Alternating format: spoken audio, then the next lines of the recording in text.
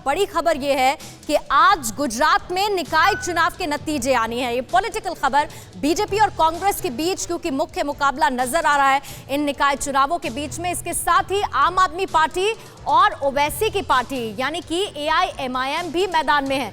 जानकारी आपको ये दे दूं कि 2276 उम्मीदवार हैं जिनकी किस्मत का आज फैसला आएगा, क्योंकि गुजरात निकाय चुनाव के नतीजे आ जाने हैं। बीजेपी और कांग्रेस के बीच में जोरदार टक्कर है और आम आदमी पार्टी और ओवैसी की पार्टी की एंट्री इसे और ज्यादा दिलचस्प बना रही है। अहमदाबाद, वडोदरा और राजकोट के नतीजे आएंगे, साथ ही सूरत, जामनगर और भावनगर नगर निगम के नतीजे भी आज आने वाले हैं। लेकिन कम मतदान हुआ, कम मतदान के चलते ऐसा कहा जा रहा है कि बीजेपी टेंशन में है। ये नतीजे क्या तस्वीर गुजरात निकाय चुनाव की दिखाते हैं, उस पर जरूर नजर बनी हुई है। लेकिन बीजेपी और कांग्रेस के बीच में मुख्य टक्कर मानी जा रही है। अहमदाबाद सीधा आपको लिए चलते हैं। किंजल मिश्रा मेरे सहयोगी इस वक्त लाइव हमारे साथ हैं। किंजल, आज का दिन बहुत इंपॉर्टेंट है, निकाय चुनाव है, कांग्रेस बीजेपी के बीच में कड़ी टक्कर, किस तरीके की सुगबुगाहट आपको नजर आ रही है और ग्राउंड से क्या समझ पा रही है किंजला?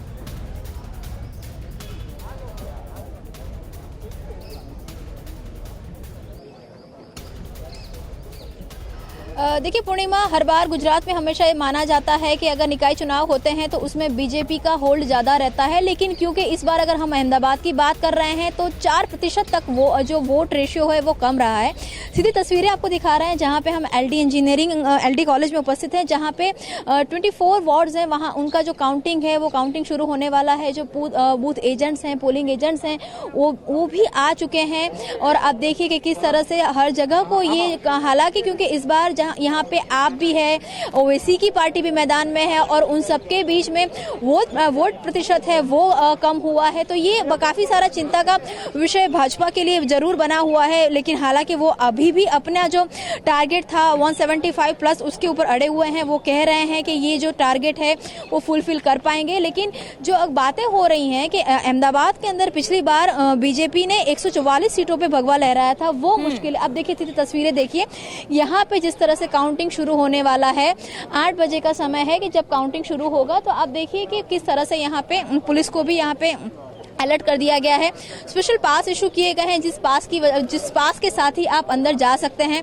8 बजे सबसे पहले जो वीवीपैट है उनका काउंटिंग होगा और उनका काउंटिंग कोविड की वजह से अलग तरीके से किया जाएगा। और उसके बाद जो है EVM का जो काउंटिंग है वो स्टार्ट होगा। और ये माना जा रहा है कि पिक्चर क्लियर होने में कि कौन इस बार बाजी मारता है अहमदाबाद में, और उसी के साथ 6 महानगर पालिकाओं में पिक्चर क्लियर होने में शाम हो सकती है। लेकिन भाजपा की अगर हम बात करें तो भाजपा काफी फर्म है। आज प्रदेश अध्यक्ष हैं CR पाटिल, उन्होंने उनका जो विजय महोत्सव है न सिर्फ अहमदाबाद में है, अहमदाबाद, बड़ौदा, सूरत, हर जगह पे उनका विजय महोत्सव आज 5 बजे से है। तौर पर देख रही है, लेकिन 8 बजे जैसे ही काउंटिंग शुरू होगी, पिक्चर क्लियर होने में थोड़ा सा वक्त लगेगा, उसका जरूर इंतजार करेंगे। लेकिन 6 नगर निगम जिनके चुनावी नतीजे आ जाने हैं और उस पर हर किसी की नजर बनी हुई है। शुक्रिया आपका किंजल जानकारी देने के लिए।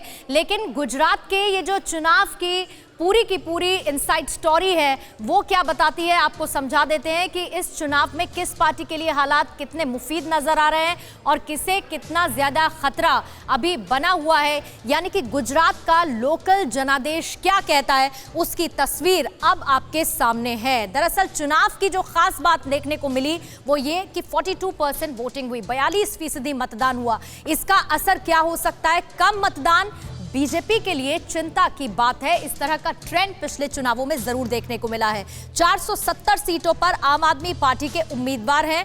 इसका असर क्या होगा? बीजेपी के वोट जो हैं उसमें सेंधमारी आम आदमी पार्टी कर सकती है।